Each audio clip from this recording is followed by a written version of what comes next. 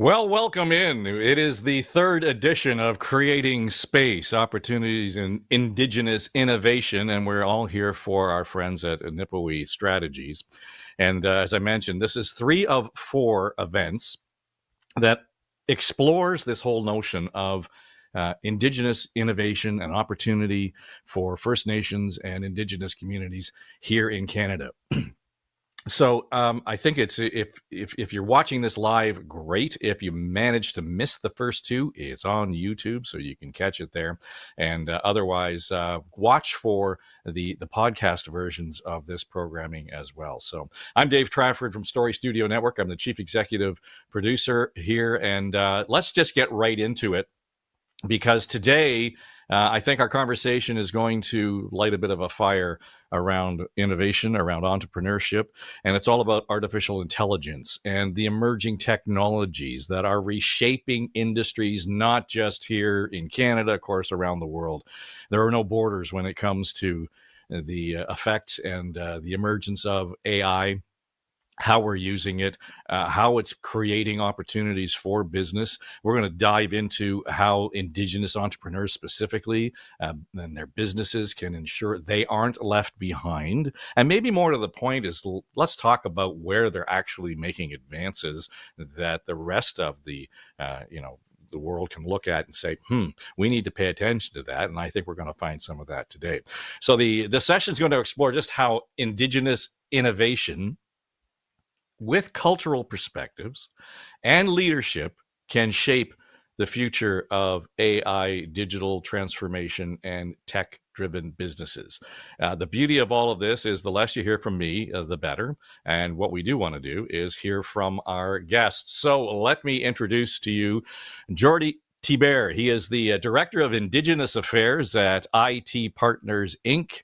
He's a Red River Métis citizen and a Métis Nation of Alberta.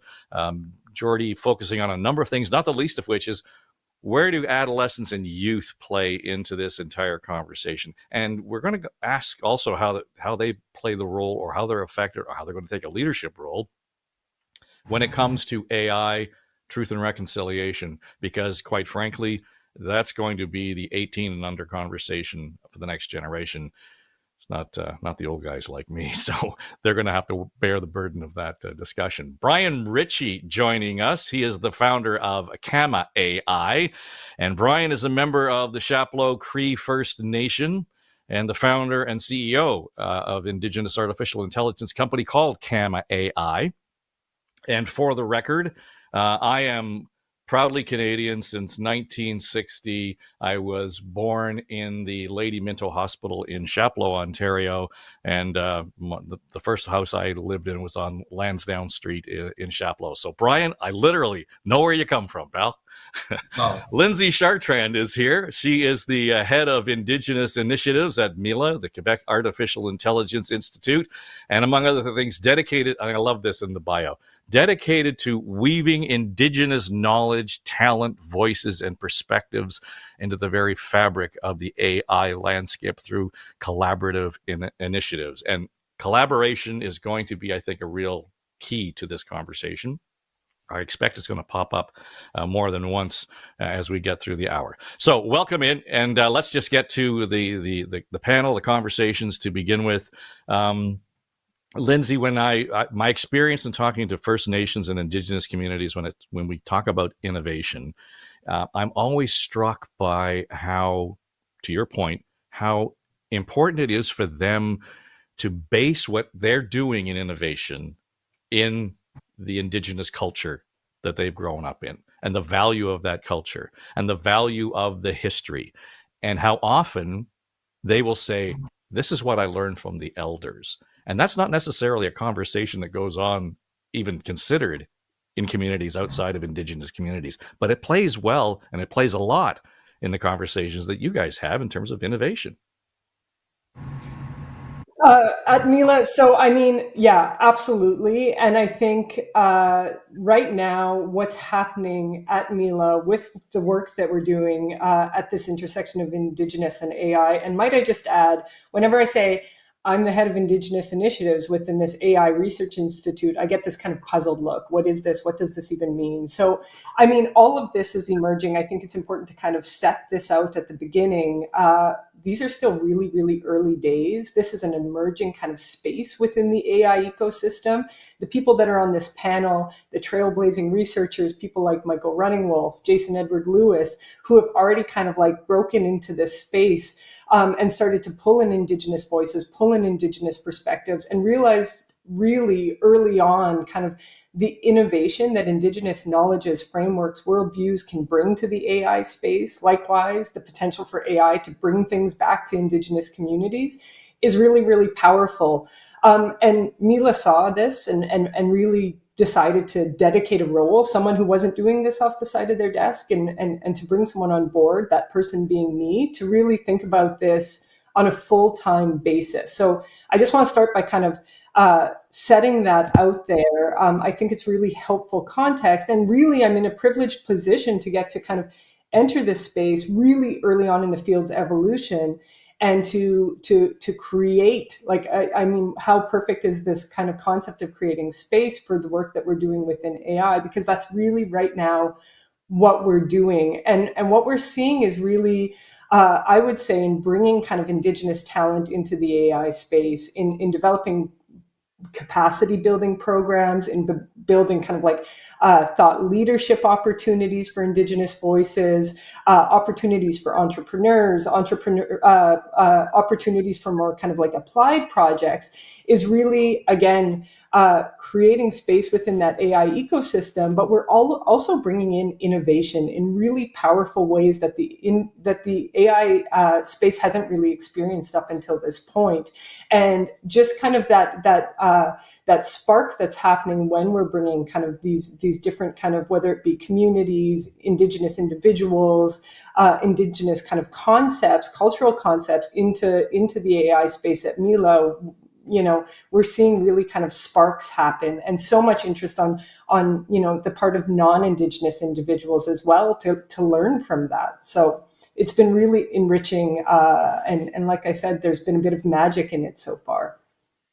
So, Brian, what's the secret sauce? What's the lightning in a bottle that you can point to say, because we have the Indigenous experience, that's what actually elevates the AI innovation? Is there something from the Indigenous cultures across this country that actually add more value to that conversation and the development of AI and innovation? So yes, it's a fantastic question for us at CAMA, because, and I guess for me as the founder, but also the inventor, we're driven. I'm driven, and our company is driven. You go to our website, you'll see, you know, 5 different values of our company. They actually all emanate from the 7 grandfather teachings, and 3 of them are pretty similar. Truth, knowledge, and wisdom. In my opinion, they're kind of different aspects of the same thing. We believe in the truth. We believe that, you know, truth and experience can come from elders. We believe that, and many cultures do, of course, right? So we're not unique in that regard. Having said that, when we set out to build a product years ago, it actually started in 2012 with a patent application, but only started building in 2018. Truth and the fact that this AI will speak truth was the most important thing, and that goes back to those values, and it ended up being something which is quite interesting and quite important for us right now, because many of the predominant technology out there is called large language models. We know variants of these, like OpenAI's ChatGPT and Google Gemini. They're great tools. They're fantastic tools, but they all have a common problem, and this common problem is known in the industry as hallucinations. They can take several pieces of information and put them together and come up with something that sounds truthful, which is actually a problem, right? If it sounds truthful, people are going to use it, but it might be a total fabrication. And that cannot happen from our platform because we built it in a different way. We built it to be truthful and honest. And the wisdom part, we built it to carry forward the words of others. It's not the words of an AI speaking. It's the words of the elder. It's the words of the canoe builder, whatever it is, the knowledge keepers. It's actually human words. So we're kind of AI helping humans communicate, whereas so that's our special sauce. We take care of the business of listening to what you ask for and delivering the answers to your questions, or the helpful hints that you're looking for, or the wisdom that you're looking for. But all of that comes from humans. Yeah, Jordy, the idea of picking up on what Brian just said, I have learned that I have to tell ChatGPT, don't lie to me. Don't put anything in there that's false. And that just becomes part of the prompt. But here's where I'm fascinated in terms of your work and your focus on the youth, the entrepreneurial spirit, because you come to this not just as a guy out of tech. You've got a fairly broad, wide peripheral vision in terms of your entrepreneurial experience. So, where do you see this generational change happening with the youth that you're experiencing? Yeah, I mean, it's a good question, but at the end of the day, we're the next generation. I think I'm lucky enough to be on a panel with someone like Brian and Lindsay, who I think are really taking this forward, and getting things and building the foundation for us. But, years down the road, it's going to be our generation, that has to deal with it, right? And I think the biggest thing that I'm seeing right now is just, a complete scarcity behind it, a lack of knowledge, a misunderstanding of what it is. I think what I'm seeing as well is comparisons to movies like the iRobot, and AI is going to take over the world, and there's just a lot of misconceptions about it. So I think where I'm trying to start, and where I'm realizing needs to be started, is just breaking those misconceptions down first, right? Which will allow space to actually accurately teach these things to our youth, right? And like I'm not an AI coder. I'm not a developer. I'm a relationship kind of person, and relationship first. And I think, with AI specifically, there's some issues with how it might start taking away some of that relationship stuff. So I think our responsibility, as youth, is to start integrating it in a way that works for us. So that's what I'm seeing so far. Where does the whole issue of AI, and you talk, Jordy, about worrying about the negatives or the dramatic side of the way we have visualized the effects of AI. But again, Brian, you come back to the chat GPTs and the exceptional tools that we have. And Lindsay, you talk about the level of innovation and how the speed of that innovation seems to increase as we go. It accelerates as we move on. So Lindsay, start the story for me, because when we deal with all of that, there's the speed, there's the cultural shift, there's the cultural misperception or perceptions, there's the issue around information, misinformation, disinformation. Mm-hmm. How do you stay ahead of that curve to make sure you're pulling in the right direction? At the same time, you're fighting a few of these things on various fronts, right? I mean, you've got to deal with the issues that Brian brought up, the misperceptions that Jordy brought up. At the same time, this is not an option. This is going to be our way of work, our way of productivity today, never mind in the next 10 years. Yeah, I mean, 100%. Like, look, if Indigenous communities don't make decisions around how they're going to manage, how they're going to navigate this new world where AI is everywhere, those decisions are going to be made for them and imposed on them. And again, run the risk of being yet again another tool of colonization. So, I mean, we should all be quite concerned about what comes next, and really quite, I would say, radically collaborating kind of across the country in terms of how we address this. Of course, there's going to be, that kind of coordination on a communal basis, but even more broadly, how do we come together as Indigenous communities across Canada and really navigate this new world and advocate for ourselves? These are really big questions, and there is a great deal of urgency around it. I will say there's like a lot of different kind of facets to this like Indigenous AI piece, if you will. So we can think about, to Brian's point, how are Indigenous knowledges potentially incorporated into the technology itself, right? That's actually quite complex, as I'm sure Brian could speak to better than I can. Then there's also kind of the question of, how do, kind of some of these different kind of Indigenous approaches also kind of influence some of the broader conversations in the AI space, whether that be around data sovereignty, whether that be around kind of like the more ethical, responsible components about AI. There's a lot to learn as well from Indigenous communities there. I will say on the side of more of the doom and gloom stuff, if you will, I think, so we have this Indigenous Pathfinders in AI program, which is the first career pathway program exclusively for First Nations, Métis, and Inuit talent. So we had our first cohort last summer. We have 20 people coming into the program again this summer to learn.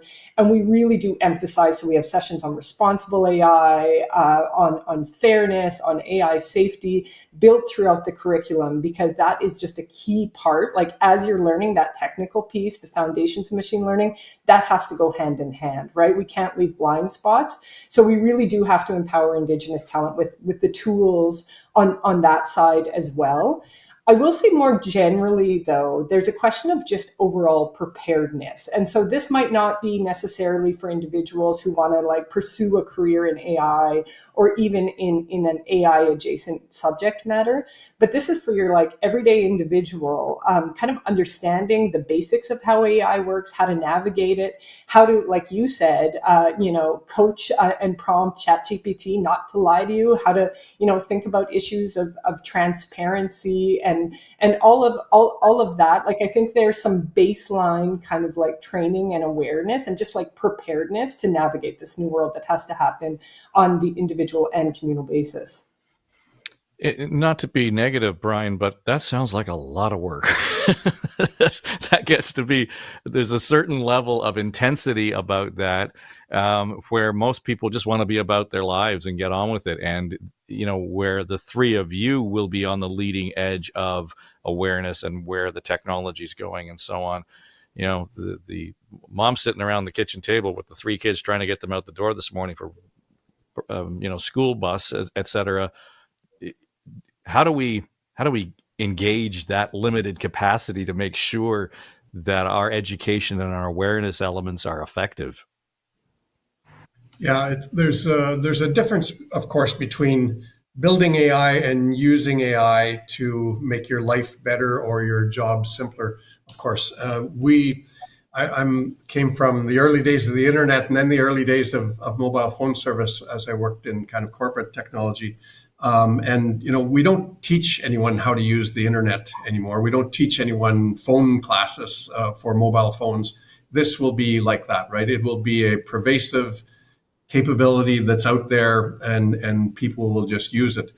The applications will be built by, the core technologies that for example, things like that we build will be built by, experts in the industry and some people, Indigenous and otherwise, will want to find their way in there.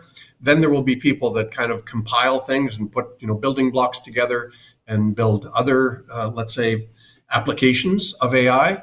And we see that already. There's, OpenAI's ChatGPT or GPT 3.5 or 4.0 powers many other apps out there that consumers are already using. And in the future, we'll just see more and more of that. So I guess if people are looking to figure out how do I get into AI? What do you want to do? Do you want to be one of the hardcore builders? Do you want to be, an app builder, which is a little higher level?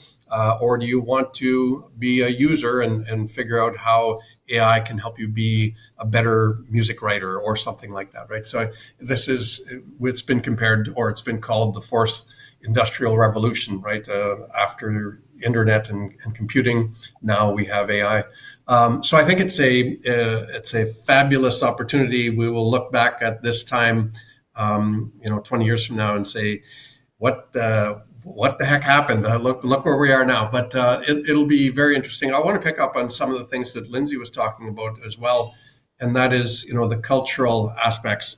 I was at a session that was called AI in the Circle, hosted by British Columbia, University of BC, Okanagan, and there was questions from the audience it was about Indigenous AI and Indigenous perspectives in AI, and there were questions on, could AI be used in terms of reconciliation, and could AI be used to tell people Indigenous perspectives, not on AI, on anything. What's the Indigenous perspectives on spirituality or whatever? What's the Indigenous perspective on fish and how we fish? And I guess it's wrong to say that there is an Indigenous perspective. There are 600 First Nations, and that's just First Nations. That's never mind Métis and Inuit across Canada. So, and each of the perspectives are very different. Fishing for an inland tribe like Swampy Cree, where I'm from, is very different than fishing on the West Coast for salmon or whatever. And the teachings and the prayers and the ceremony around salmon fishing or whatever it is very different than ceremony that we would have inland. So I think that and therefore something like a ChatGPT and nothing against OpenAI, but any of those other technologies that try to assemble things from the many sources of information out there to try to deliver an Indigenous perspective of the Swampy Cree, it's going to be very, very challenging. So I think that we should look to make sure that we don't use AI to whitewash Indigenous culture as some form of reconciliation. I didn't mean to get political, but that's something that can happen, right? Is that AI, you can go to any AI out there currently available to consumers and or citizens and say, tell me this. You will get an answer. Does that answer have anything to do with the true Swampy Cree perspective on this or the Ojibwe perspective on that? Likely not very much, right? Well, Jordy, it kind of comes back to the "don't lie to me" part of it, and I said that laughingly, but the issue is, and we all know this, that if it goes out and scrapes the internet for the answer that you're looking for, there's bias baked in already to what's on the internet, and there's intentional or otherwise bias against Indigenous and First Nations communities all around the world, never mind just here in Canada. So it's a really interesting point. And I can see where, as Brian says, if this becomes a whitewash, that's no help. The intention may have been to learn, which was a good thing. But on the other hand, we've got to make sure we're learning the right thing in the right context. So, where does that path take us? Because there's the truth. There's the ethics of it. And this is a really good example in terms of First Nations communities where this is vital in terms of the AI information that's going to be out there. It's not a matter of if, but when it's circulated. Yeah, I mean, I guess the question really is is AI going to ever be able to avoid bias, right? And I think that's a question maybe someone like Brian or Lindsay are more equipped to answer. But in my opinion, bias it's human coded, right? So we have to work on training these data sets that are often excluding Indigenous worldviews, which is inevitably making bias built into those systems. But there's lots of solutions that individuals that I know in my network are starting to work on, right?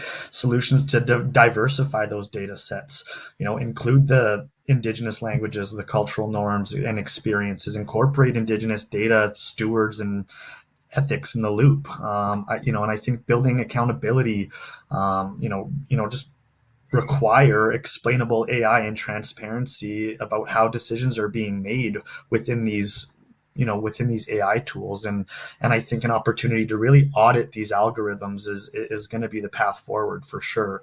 And then I think the role of the government is going to play a big piece into this too. And I don't know if that's unraveling something completely off topic here, but I think that's the reality too. Is that it'll be interesting to see, what role the government plays in this too.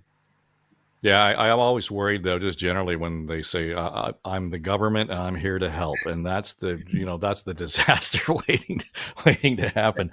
All right, so if you're just joining us, I'm Dave Trafford from Story Studio Network, and we are here with the Niipaawi Strategies. Indigenous innovation opportunities is what we're looking at here in this Creating Space series, and the guest we've got is Jordy Thibert. He is from the Director of Indigenous Affairs at IT Partners, Inc. Brian Ritchie, the founder of Kama AI, and Lindsay Chartrand is the head of Indigenous Initiatives at Mila. Lindsay, I want to pick up on something that Jordy was just talking about.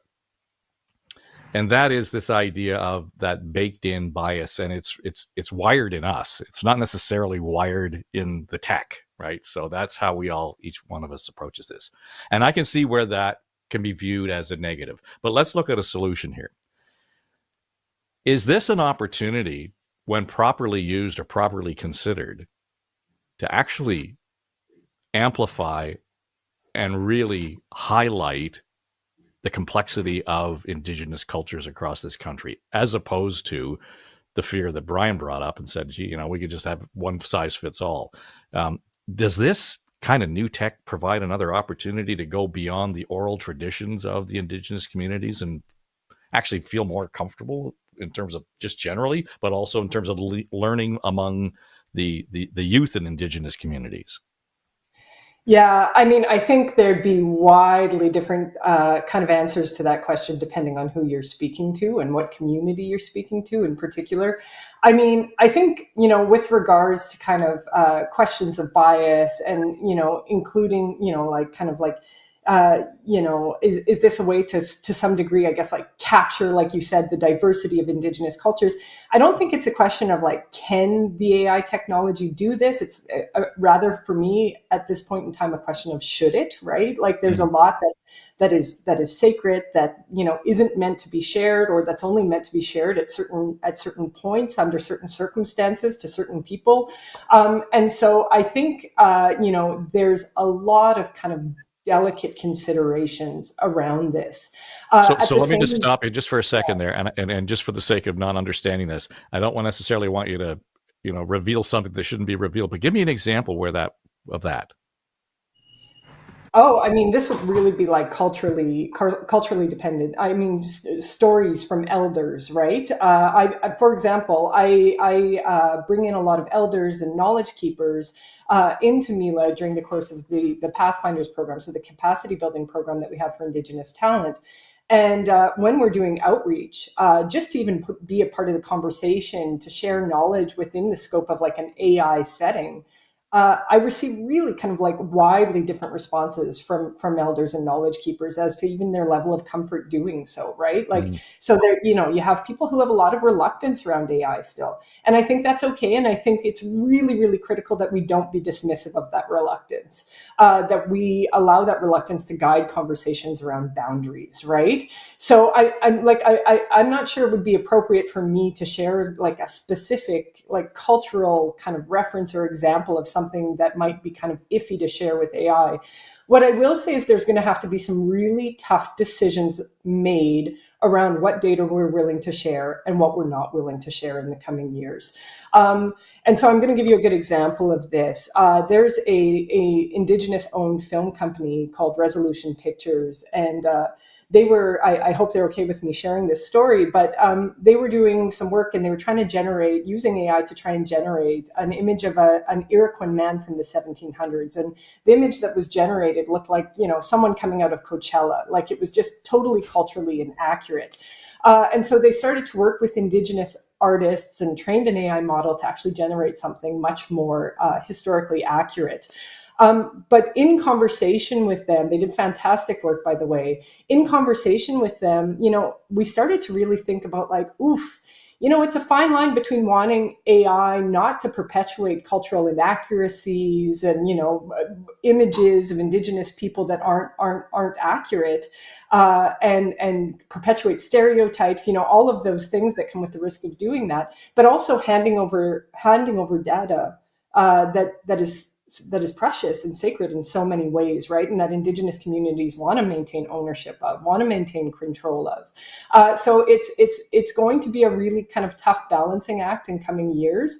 And in a lot of ways, I think conversations around data sovereignty in Indigenous communities are already miles ahead of like the everyday citizen whose data is also being taken, and maybe there should be just kind of more general concern about that across the board, not just within Indigenous contexts.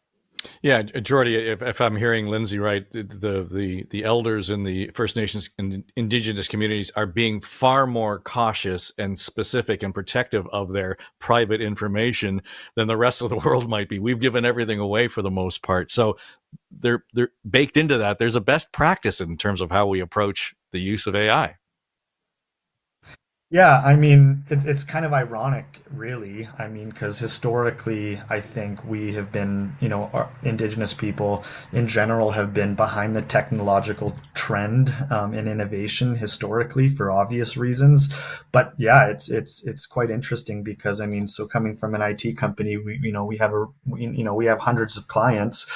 And all of our non-Indigenous clients, when you use the word data sovereignty, they have no idea. Like they just don't know what you're talking. They don't know what you're talking about. That's not a conversation in the non-Indigenous world, oddly enough. But then when you look at AI, and to speak a little bit about what Lindsay's saying, I think embracing caution is important, but I think that also we need to be careful in balancing that line, is not avoiding it either, right?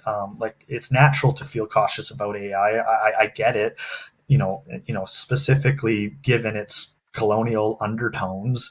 But I think stewardship over fear should be our path forward, right? AI it's not going away. And I think we have this historic opportunity to shape it in our image to, indigenize its purpose, be at the table to discuss and create ethics and outcomes. And I just think it's interesting, right? Because again, like historically we've been behind, but I think what's coming our way, what we're faced with right now, is not only an opportunity to match and get up to speed with society, but actually lead it, and not just lead it within our country, lead it globally. Two things then, Brian, because this is about leadership.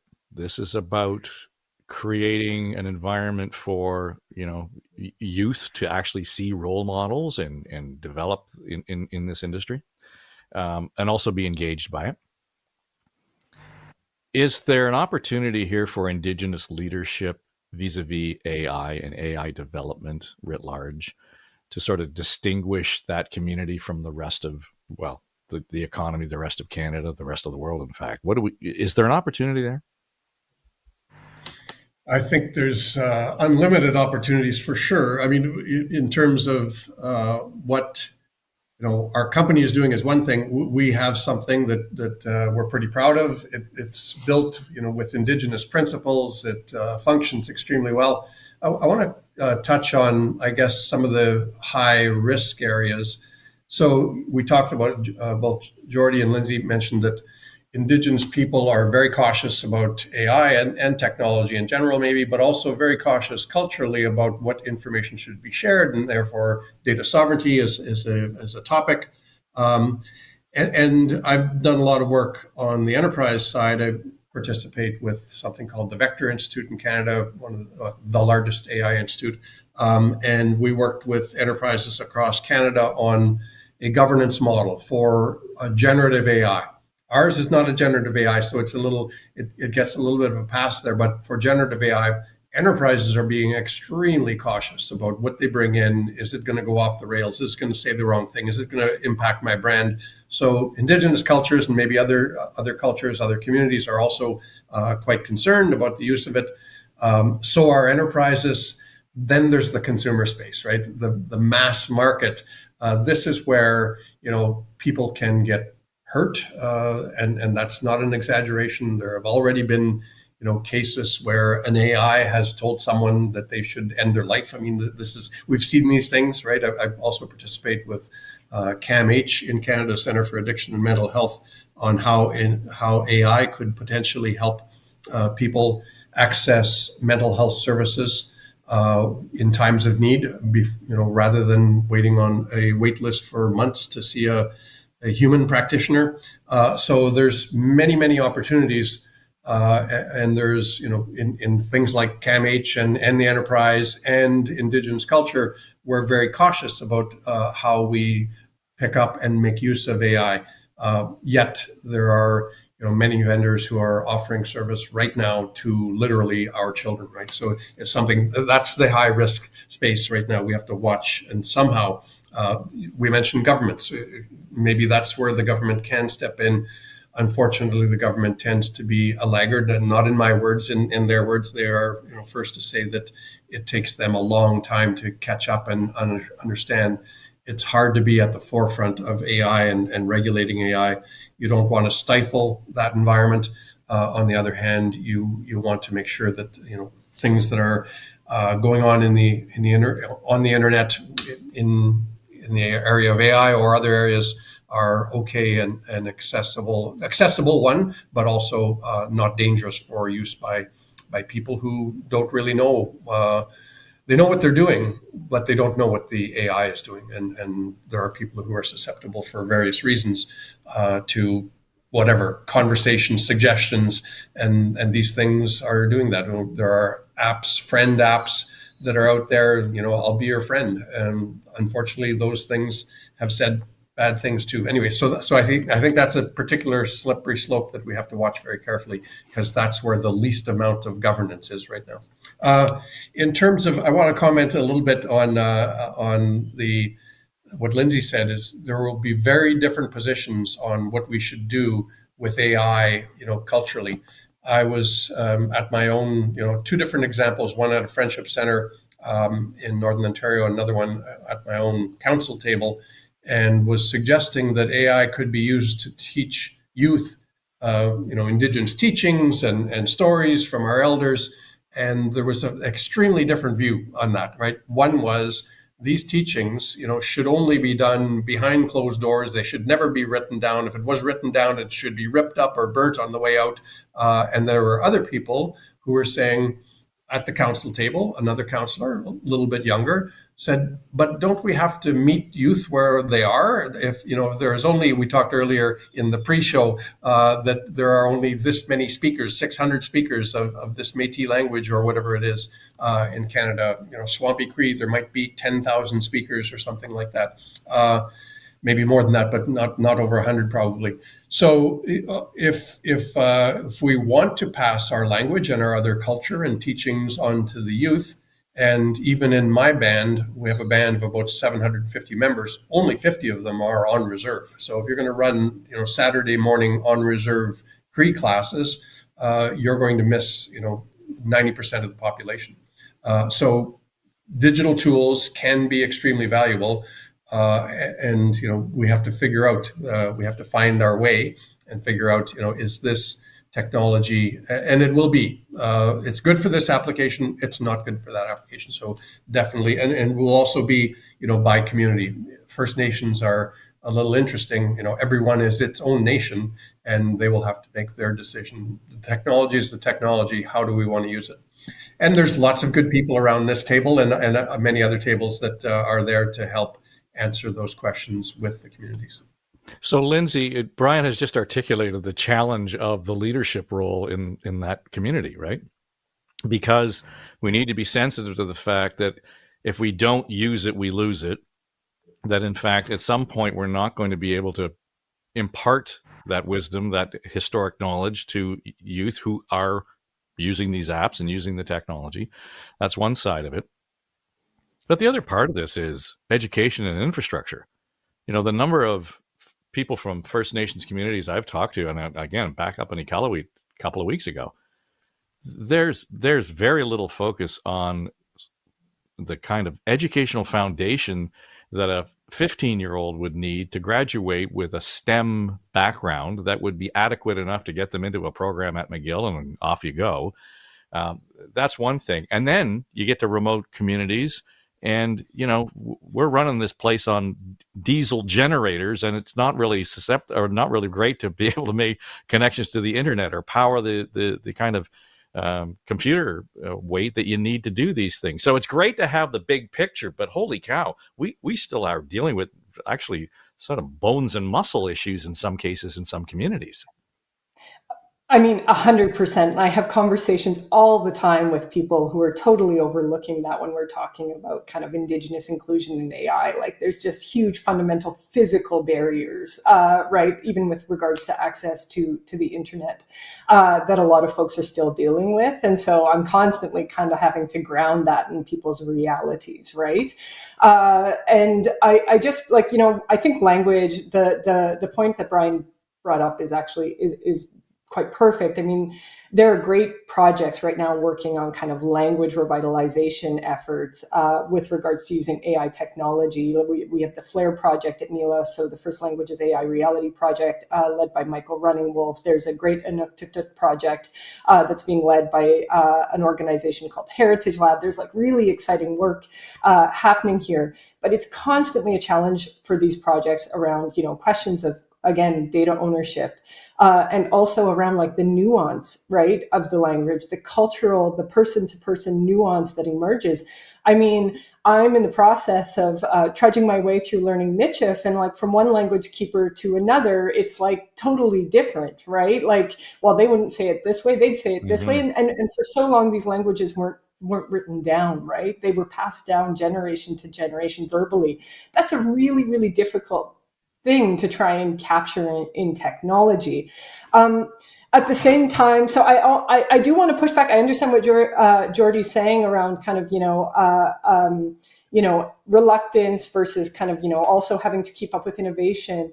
I don't think reluctance is a negative thing, number one. I actually think it's a smart thing. I think when we're seeing such widely kind of different views by like the leading AI experts in the world, people like Yoshua Bengio, who understand this technology better than anyone, we should all have some baseline level of reluctance around AI. I think it's healthy. So I'm trying to center myself on the screen.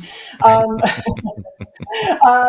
I do also think at the same time, Indigenous communities are innovative and have been innovative for a very, very long time. And I think there's a distinction to be made between that and how technology has been used in the past by colonizers to control, to suppress Indigenous populations. So I think, I don't want to undermine the innovative potential of Indigenous folks. And we saw that last summer in Pathfinders, like these bright, courageous minds coming into this space, learning intensively about AI for like a month and a half, and building AI projects geared towards the benefit of Indigenous communities. I mean, we saw some brilliant ideas come out of that experience. And it just goes to show what happens when you give Indigenous folks the space, the time, the creativity, the tools really to think about how to build AI technologies in ways that work for or built by and work for Indigenous communities, not just imposed on them. So I don't think that can be really understated enough. And I think what's unique about the AI space, what's ultimately, I think, different from other kind of industries right now, is that we're still relatively early on in the evolution of this field. So there's a real opportunity. Yes, there's a gap in terms of Indigenous representation, but there's also a real opportunity for Indigenous voices to get in from the ground up and to really influence and lead within this space. And I think the world needs a little bit of that right now, if I'm to be frank. Yeah, well, Jordy, I think that idea, again, we're kind of circling around this whole idea of collaboration is important. It's important to be sensitive to those around you, but at the same time, you can't let that paralyze what you're doing. There's a level of challenge for new leadership and respecting the wisdom of the elders in the community. It's a rather unique cultural experience in this country specifically. But before we go, I just want to get each of you to give me a sense of where does where do these opportunities, Jordy, with AI play into a role, if any, in terms of economic reconciliation in Canada? Yeah, I mean, it's a good question. I mean, where can I start, I guess? I mean, I think where AI really plays a role is there's an opportunity to help with operational efficiency, right? I mean, automating tasks and building capacity. I think that's going to be the way forward, right? AI has the opportunity to help with inventory, accounting, marketing, and that, like I said, that helps with capacity and it helps reduce barriers to scale, right? So that's really what I'm seeing right now. Brian, how about you? Yeah. So I think that there's in a couple of universities I've been working with, there is definitely an interest in uh, getting in Indigenous perspectives on curriculum, and this is actually comes out of it's a recommendation out of the Truth and Reconciliation report. So there is a lot of interest in reconciliation with Indigenous communities, and I think there's an opportunity there for economic reconciliation as well. If everyone, as I mentioned earlier, this came out of that AI in the circle conversation. If Indigenous perspectives are very unique, and AI could be a medium, or technology in general could be a medium, and could be multimedia technology of various forms, a medium for delivering Indigenous perspectives to people in university on whether it's geology class or uh, water clarification classes or whatever it is, water treatment.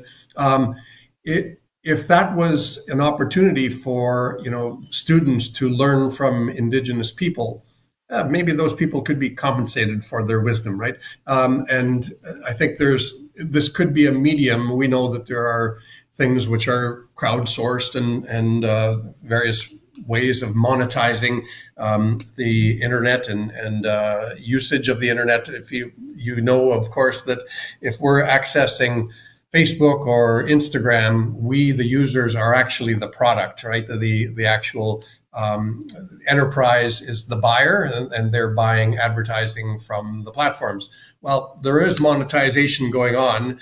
It's just not coming to us, the users of the technology.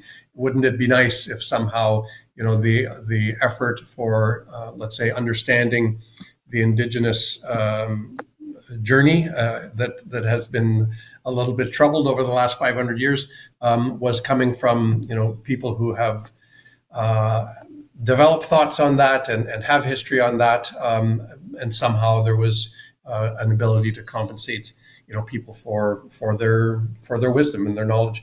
Just a thought, of course, if you could buy some AI from an Indigenous company, that would be another way to achieve economic reconciliation. Just joking, but of course that is our mission.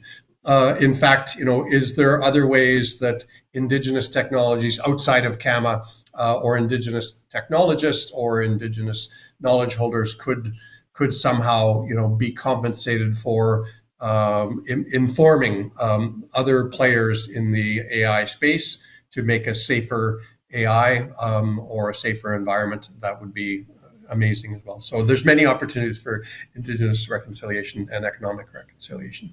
Yeah, well, I'm glad you went there because, Lindsay, what Brian's just talking about is that there is inherent value, whether it's monetized or not. There is an important sense of value in that knowledge, and I joked, not half jokingly, noted that the wisdom of the elders is now considered new science in terms of forest management and how we deal with mines and how we deal with our waters and the air pollution and so on. And our relationship with the earth has come around, the Western view, to very much say, oh, they had something there. We better understand that. To understand and acknowledge it is one thing, but to Brian's point, I think we need to acknowledge that there's value in that. So is that foundational in terms of, entering this conversation around the economic reconciliation? I mean, again, that is like it's going to vary across the board in terms of like what's shared, what's not shared, whether you're willing to monetize that. I mean, that's like something I would never, I think, feel comfortable putting out there as like a general framework that could be applied across the board. What I will say, though, is that on the question of kind of economic reconciliation, sky's the limit. I mean, I saw the people come through the program last year. They're continuing to develop their projects. I think what is fundamental, though, in this to remember is that AI is a difficult subject matter, right? Like you have to have the digital infrastructure and the technical know-how to actually execute. So a really important question when we're talking about whether it be like, supporting Indigenous entrepreneurs who want to enter the AI space, right? Is like, how do we meet these grassroots projects emerging out of community? This is, to me, what's really interesting right now, and I'm seeing a lot of. How do we, as an AI ecosystem, meet those projects and provide the supports that they need, right? Mm-hmm. So Mm-hmm. that's like that coming together, that kind of bridging of the two, and asking the AI space to do things differently. And here's where I think kind of like this Indigenous piece really offers something of value and something really unique. I think that we can really offer alternative frameworks, different approaches to things, right? Whether it be, considering kind of data governance around a communal level rather than an individual level. Again, questions around ownership of that data. Just kind of like general frameworks around thinking about how we approach the AI space, like the ethics around it. I think in a world that I mean, I don't want to go again kind of down a rabbit hole with this, but there's a lot of uncertainty. There's a lot of reluctance around, big tech and otherwise. And I think there's a really kind of unique offering, particularly from what I'm seeing kind of across the country as this space gains momentum, that Indigenous communities, Indigenous voices bring to the space. Something almost, I guess, like defiant, I guess, to some degree in the face of kind of where AI is heading. So I think that's really exciting. And I think we're only at the tip of the iceberg in terms of unpacking its opportunity. Well, listen, let's leave it there. That was a quick hour and a lot to talk about, but I'm glad we finished on that note, Lindsay, because I think it's kind of, there's the eye opener that there are opportunities. And we want this series to not be about complaints and problems. We want this to be about the experience that comes to the table and says, here's how we can solve this. It's not necessarily going to be easy. And I think each one of you adequately pointed that out, that there are challenges. But my own sense of this is that there's a real emergence just generally in the general population that this needs to be done. But it's also really kind of fun for me to see how Indigenous, First Nations, Inuit, Métis youth are embracing this conversation, and they're willing to step up and be so involved. So, Jordy Thibert, thank you for being here, along with Brian Ritchie and Lindsay Chartrand. And that will do it for our third of four events with the Niipaawi Strategies, and talking specifically about, again, opportunities in Indigenous innovation. So in this conversation, we spent a good deal of time talking about Indigenous leadership in AI and tech. If you're just joining us now on the live stream, don't worry. You can pick it up on YouTube, and the other two episodes are there available as well. And also, we will be publishing all of this as audio podcasts within the next couple of months, so watch for that. So thanks for being here. Thanks for joining us. Thanks to our guests. Thanks to our friends at Niipaawi Strategies. I'm Dave Trafford for Story Studio Network.